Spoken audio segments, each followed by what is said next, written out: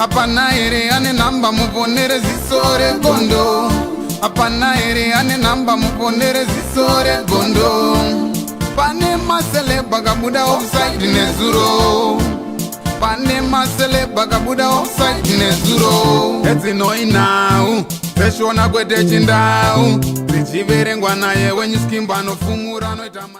Team yangu ndepi mukuita se tadzoka zvakareka zviri kupisa na skimbo aiwa tiri kupisa chokupaya chipinyime but sachapinda pana zviri kupisa zvedu mungobayo button subscribe kuti musasarachi pane zvinenge zvichiitika zviri kupisa tichati nyaya yanhasi tanyaya yedu update 2 panyaya yaJamaster.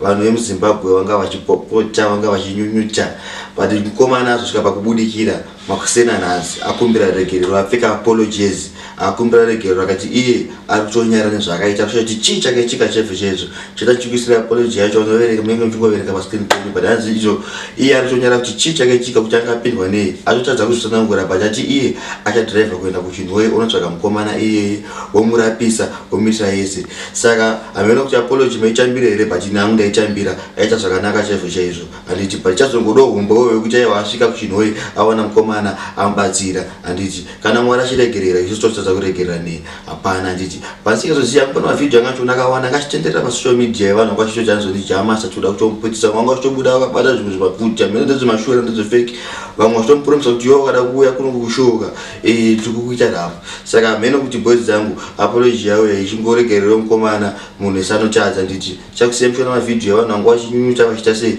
vachitaura kuposta pasocial media saka keep on subscribing zviri kupisa na skimbo zviri kupisa chokupai muregerero mukomana munhu esanotadza kuregerera in advance zviri kupisa na skimbo. This is a message kuna Jamaster. Skiri yako wewe ka yekubhutsura mafanzi ka. Tokutsotsonya. Zvamwari chaizvo. Kutwabamura. Uona isimbi. Haisi plastic, haisi fake. Ishi.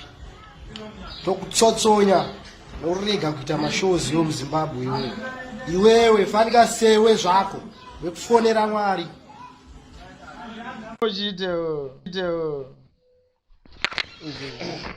Yombala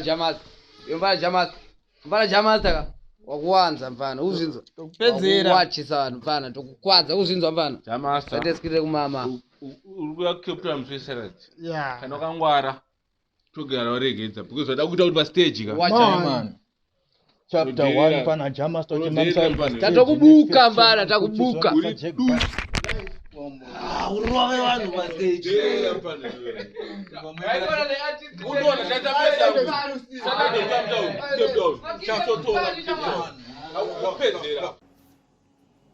Yo, madi muri Zimbabwe mudase. Ndikanyaya kanga diki kari panapa kemukomana uma martial arts uyu. Mukomana uyu azviite zvaakaita izvi. Jamaster from today onwards ini zvangu ndiri muninja zvangu but ngoma toteerera rese zvawakaita azviite hatombozvibvume kana ka1 so nhasi Monday tikupa kusvika paTuesday mangwana ukuita kufanira kuita zvinhu 2 public apology kana kuti taakuita Jamaster must 4 hatokudhi campaigner wangu zvawakaita zvite 1 faniro rori muZimbabwe munonetsa mari kutsvaga mari kuZimbabwe kuri kunetsa bva sacrifice kutenga hwawa for his happiness change inofanira kutenga muriwo kumba bva abhadhira show yako iwewe wamurowa boots munhu anenge akwira pastage unotuma either vanhu vako wotaura naye zvakanaka kana kuti iwe unomupa hagi sefane rako womudza tichidzika wodzika hamborambi that boots iyoyo hazvipere mushe I promise you ukauya kushow kwandiri kumidrand anywhere around Gauteng province GP hauchaona svika wakumbira regerero music yako tikudeleta kungoti hello mwari ka1 wacho ndiwe mwari wacho hausadaro. Apana ere ane namba muponere zisore gondo. Apana ere ane namba muponere zisore gondo. Pane masele bagabuda offside nezuro.